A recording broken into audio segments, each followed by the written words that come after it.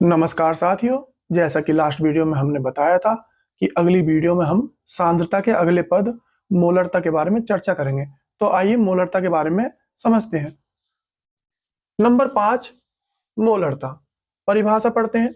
किसी विलयन की मोलरता विलयन के प्रति लीटर में उपस्थित विलय के मोलों की संख्या है। विलय के मोलों की संख्या है। मोलरता को कैपिटल एम से प्रदर्शित किया जाता है। मोलरता का मात्रक मोल पर लीटर या मोल पर डेसीमीटर क्यूब होता है। मोलरता बराबर होता है विलय के मोल बटे विलयन का आयतन लीटर में। यहां पर मोलरता को कैपिटल एम से प्रदर्शित किया जाता है, मोलों को एन और आयतन को वी से प्रदर्शित करते हैं जो लीटर में है। आगे देखते हैं।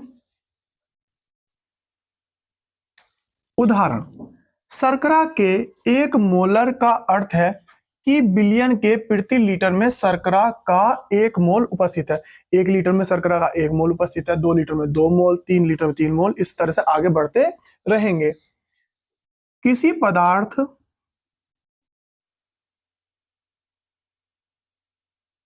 के 1 मोल में 6.02 गुणा 10⁻23 अणु या परमाणु होते हैं।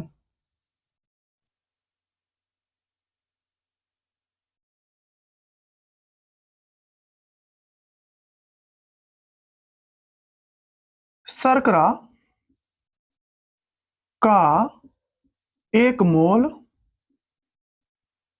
382 ग्राम का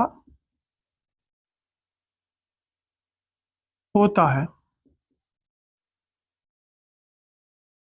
एक बात नोट करें कि ताप में वृद्धि करने के साथ मोलरता घटती है। यदि आप ताप में वृद्धि करेंगे तो मोलरता घटेगी, और अगर ताप को घटाएंगे तो मोलरता बढ़ेगी, क्योंकि मोलरता ताप के व्युत्क्रमानुपाती होती है।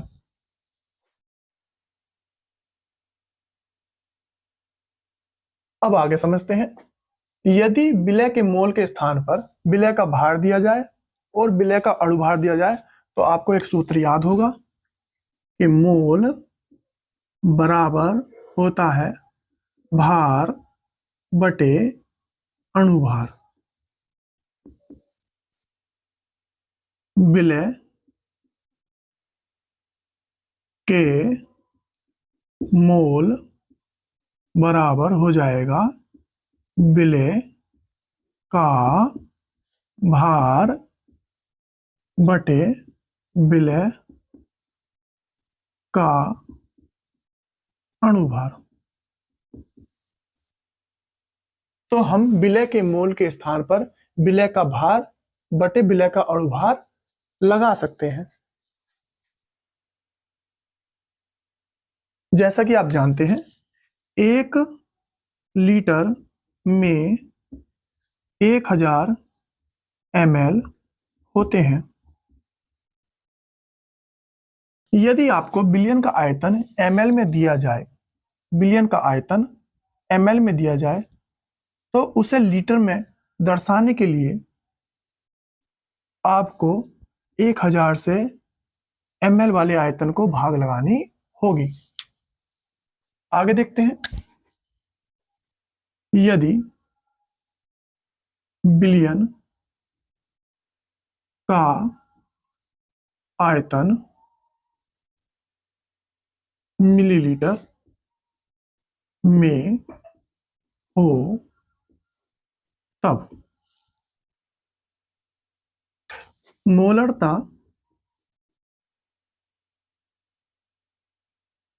बराबर विलय के मोल के स्थान पर रखते हैं विलय का भार बटे विलय का अणुभार।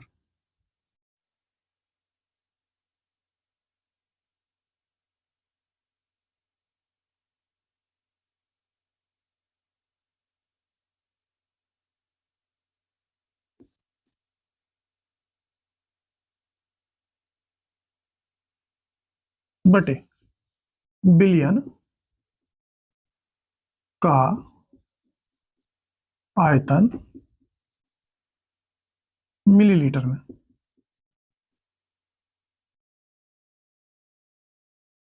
बटे 1000। एक पद को सीधा लिखते हैं और एक को उल्टा करके गुणा में लिखते हैं। तो मोलरता बराबर हो जाएगा विलय का भार बटे विलय का अणुभार गुणा 1000 बटे बिलियन का आयतन ml में।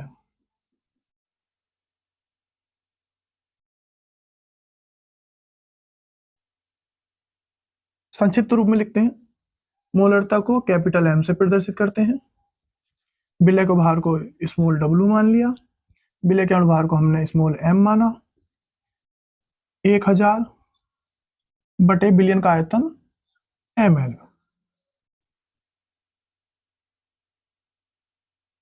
ये हमारा एक नया सूत्र तैयार हो गया।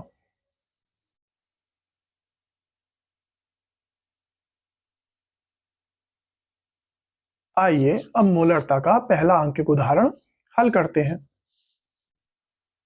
40% भार बटे आयतन वाले सोडियम हाइड्रोक्साइड के विलयन की मोलरता ज्ञात कीजिए। यहाँ पर सोडियम हाइड्रोक्साइड विलय पदार्थ है और इसकी प्रतिशतता दी हुई है। यदि विलय पदार्थ प्रतिशत में हो तो आपको एक सूत्र याद रखना होगा। मोलरता बराबर विलय की प्रतिशतता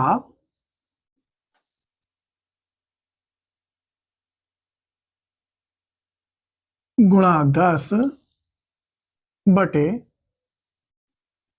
विलय का अणुभार।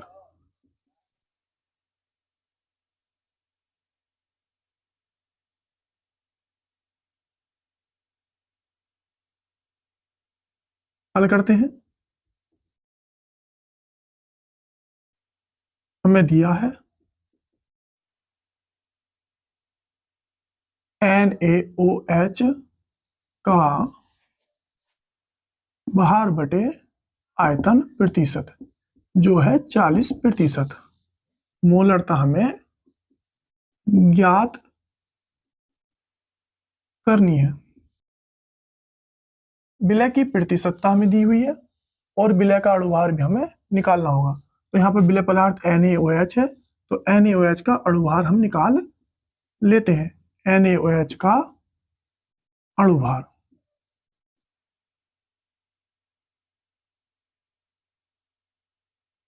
Na के 23, O के 16 और हाइड्रोजन के का 1।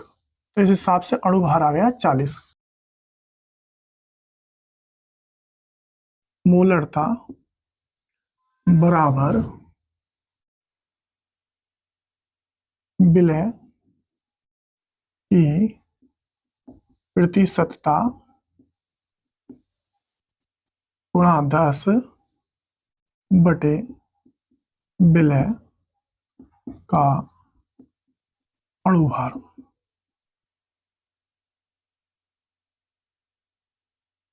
विलय की प्रतिशतता है 40 गुणा 10 बटे 40। 40 ही का ना 40, 10 ही का ना 10।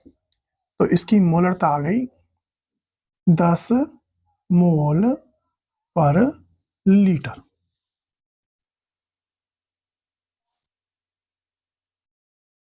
आइए अब मोलरता का अगला उदाहरण हल करते हैं। 5.85 ग्राम सोडियम क्लोराइड को 100 मिलीलीटर जल में घोला गया है। प्राप्त विलयन की मोलरता ज्ञात कीजिए।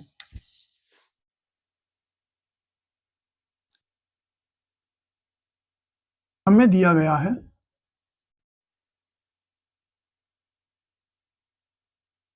सोडियम क्लोराइड का भार,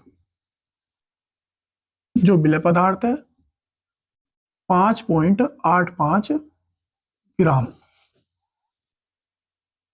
जल का आयतन V बराबर है 100 ml। मोलरता हमें ज्ञात करनी है।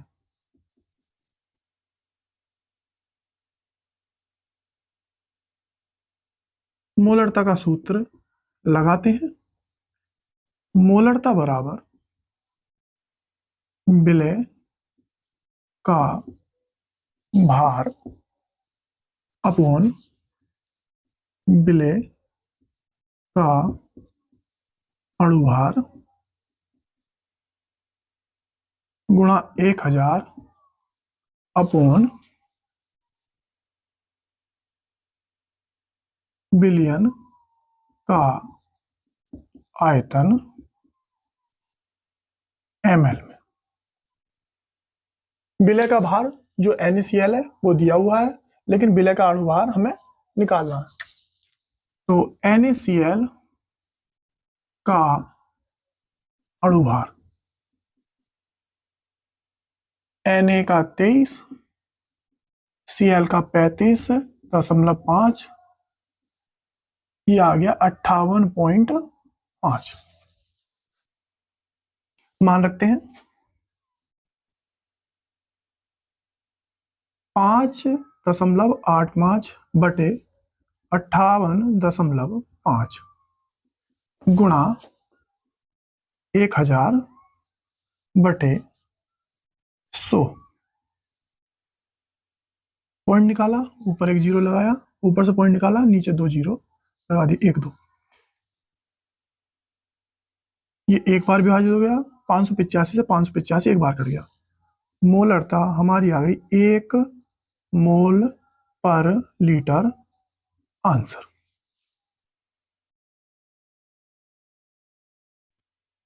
आशा है यह टॉपिक मोलरता आपको समझ आया होगा। अगली वीडियो में हम सांद्रता के अगले पद नॉर्मलता और फॉर्मलता के बारे में चर्चा करेंगे। धन्यवाद।